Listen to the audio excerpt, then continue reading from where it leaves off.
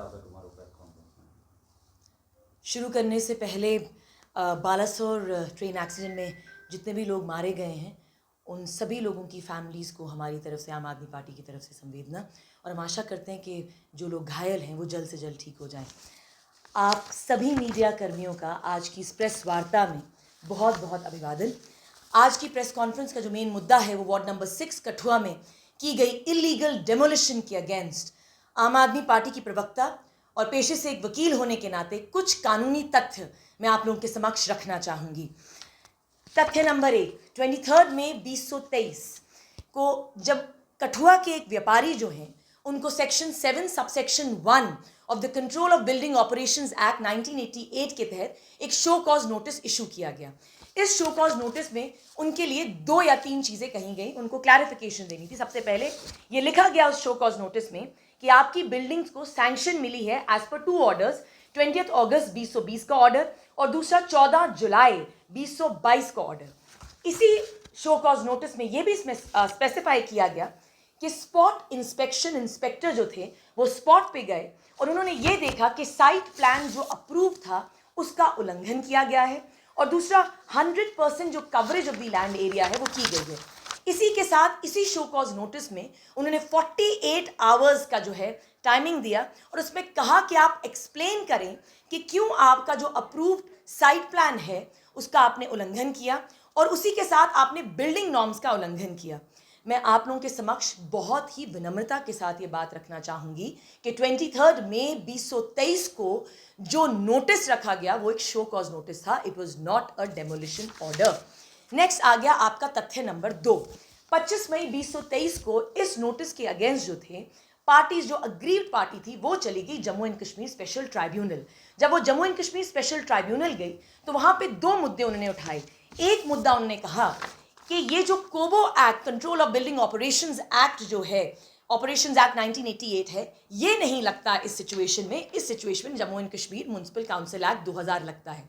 इसी बात पे कोर्ट ने 29 जून 2023 को अपना ऑर्डर निकाला, अपनी जजमेंट दी और उन्होंने बड़े बेहतरीन शब्दों में कहा कि हम इस इशू में डेल्व नहीं करेंगे कि कोबो एक्ट लगेगा या म्युनिसिपल काउंसिल का एक्ट लगेगा। उन्होंने बड़े बेहतरीन शब्दों में कहा कि हम सिर्फ एक ही मुद्दे पे जाएंगे कि आप अपील कर सकते हैं या नहीं। ये स्पेसिफाई किया गया कि सेक्शन 13 में आप तभी अपील में आ सकते थे जे.एंड.के स्पेशल ट्राइब्यूनल में अगर आपके पास डेमोलिशन ऑर्डर होता।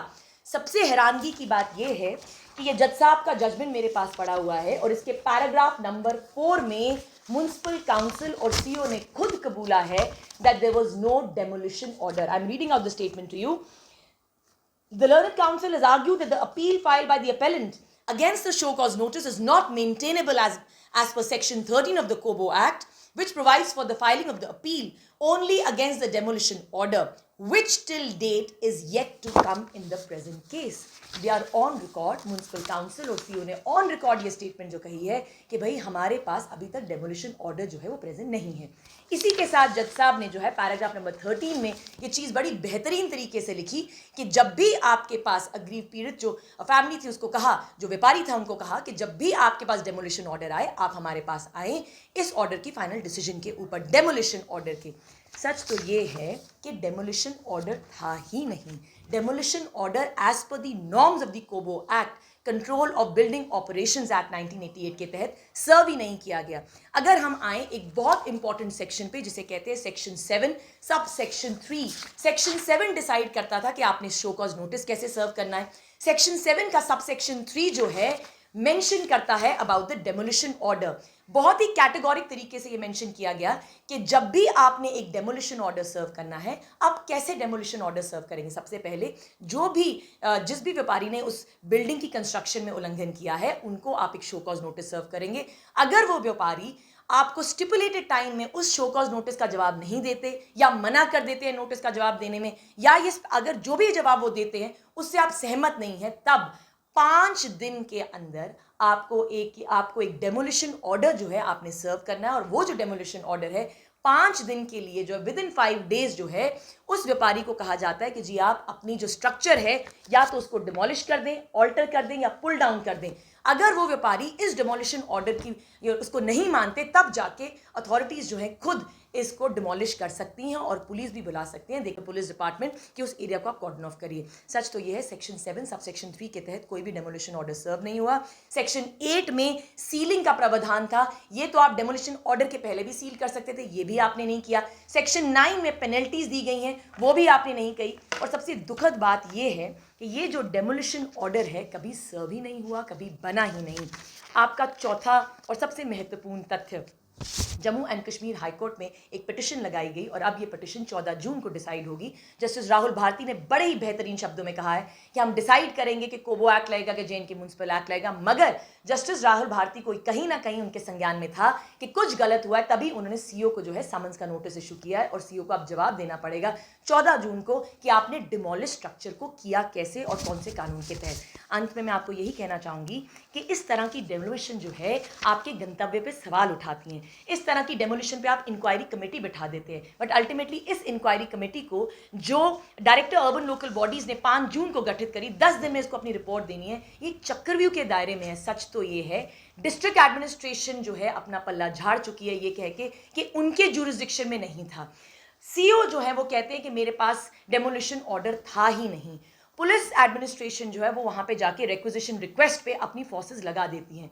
तो आफ्टर ऑल ये डेमोलिशन ऑर्डर जो है, ये जो डिमोलिश की गई स्ट्रक्चर जो है, कि क्यों किया गया, किस ऑर्डर के तहत किया, किसने किया, ये एक बहुत बड़ा चक्रव्यूह है। सबसे इंपॉर्टेंट आई थिंक दी एक बहुत ही हाई लेवल कमेटी जो है इसका गठन होना चाहिए and all the deputy commissioners जो यहाँ पे सर्व कर चुके जब ये बिल्डिंग बन रही थी, जब सैंक्शंस अकॉर्ड हुए, डेप्यूटी कमिश्नर्स की जवाबदारी बनती है, म्युनिसिपल काउंसिल की जवाबदारी बनती है। All the members of the municipal council are answerable, norms को फ्लाउट किया गया है।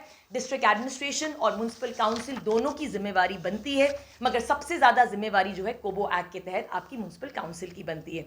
अंत में मैं यही कहना चाहूंगी कि इस तरह का जो प्रेसिडेंट है, इस तरह की जो डेमोलिशन है, एक बहुत ही गलत प्रेसिडेंट सेट करती है, एक बहुत ही गलत दिशा निर्देश सेट करती है।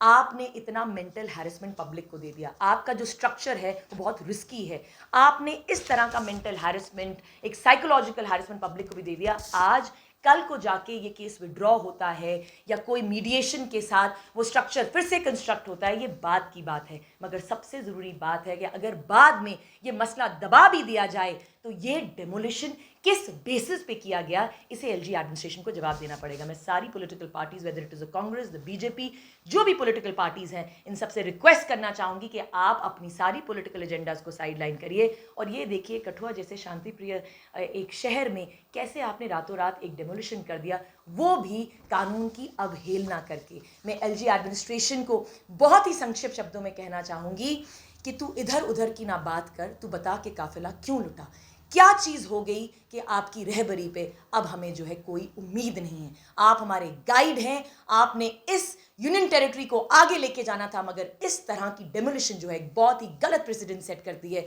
लोगों को ये नहीं पता कि स्टे ऑर्डर लगा है या नहीं। कुछ लोग इस असमंजस में हैं कि क्या पता दोनों अथॉरिटी सांठ गांठ करके इस मैटर को यहीं दबा दें।